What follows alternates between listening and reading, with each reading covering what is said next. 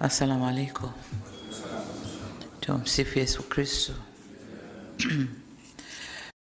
Waheshimiwa, kwanza ni shukurani kwa Mungu kutujalia kukutana kwa kazi hii tulioipanga leo. Lakini pili ni kuwashukuru waheshimiwa wajumbe wa tume tuliowateua kwa kukubali kubeba mzigo huu.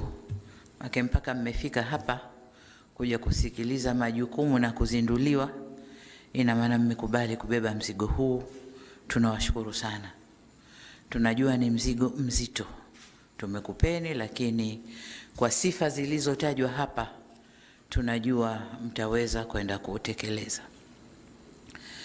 Uundwaji wa tume huu ni kuendana na sheria yetu, sheria ya tume za uchunguzi ya mwaka 2023 sura ya 32.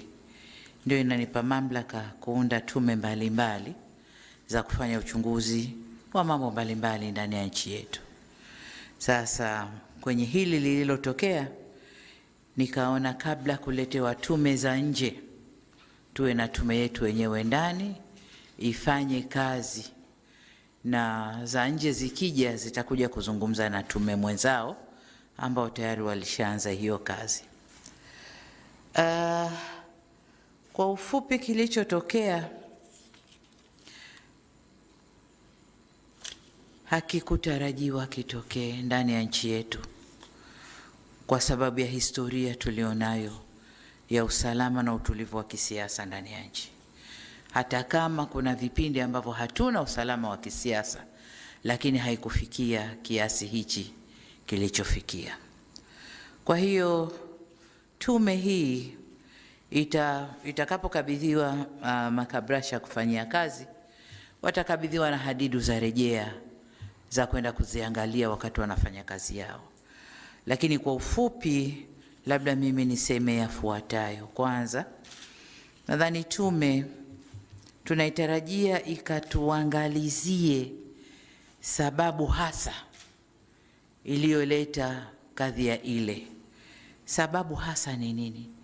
Kiini cha tatizo ni nini? Lakini jambo lile lilipotokea, vijana waliingizwa barabarani kudai haki. Tunataka kujua haki gani ambayo vijana hawa wameikosa, na kwa umoja wao waliingia barabarani kuidai haki hiyo. Purpose ya wale vijana kuingia ni haki gani, ili tuweze kuifanyia kazi na wapate haki yao. Lakini jengine, tunapofanya hii kazi, hebu twende tukaangalie matamshi ya vyama vya upinzani. Wale waliokuwa wakisema lazima Kiwake hapakaliki, lazima aondoke, lazima kiwe hiki, uchaguzi hautafanyika. Kitu gani hasa kilichowaletea kufanya vile? Lakini katika kufanya hivyo, tuangalie uhusiano wa hicho chama na tume yetu ya uchaguzi. Uhusiano wao ulikuwaje katika kipindi hicho mpaka ikawapelekea waseme maneno yale. Lakini jingine, tuangalie role bali ya vyama vya siasa vilivyoingia kwenye huo mgogoro, NGO zetu za ndani na za nje. Tunaambiwa kwamba vijana wale walioingia kudai haki walilipwa fedha kwanza ndio wakaingia barabarani, na wengi wao waliingia barabarani kuendana na hizo fedha walizopewa. Je, fedha zilitoka wapi? Zilitoka wapi? Kwa hiyo haya tukaangalie NGO za ndani na nje wamechangia nini kwenye mambo haya.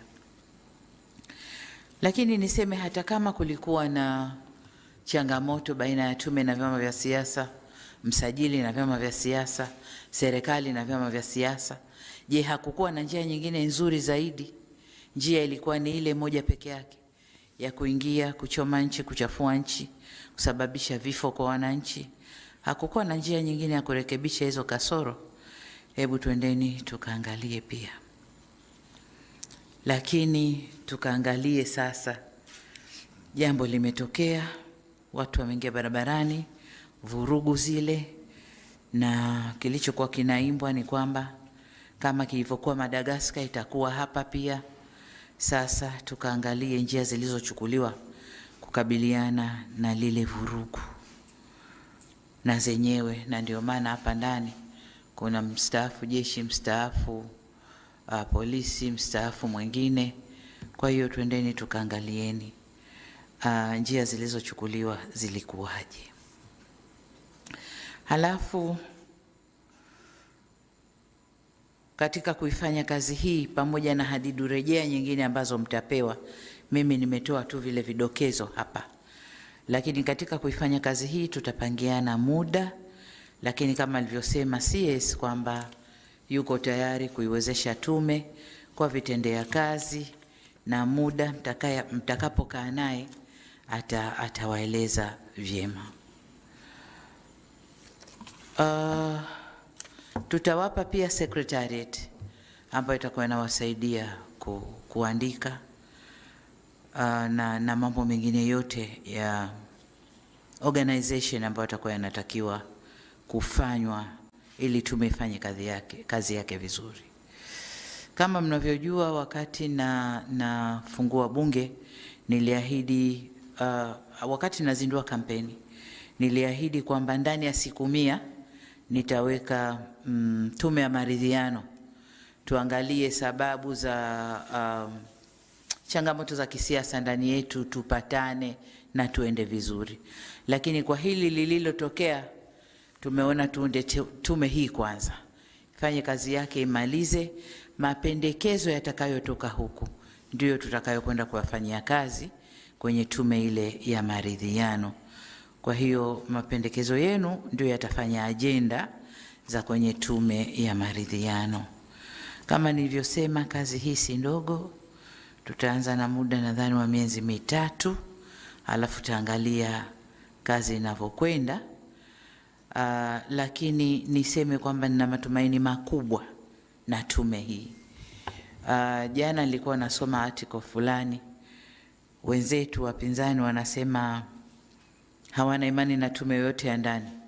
Wanataka tume itoke UN, tume itoke AU, tume itoke wapi kwa European Union, ndo zije zifanye kazi hapa kwetu Tanzania.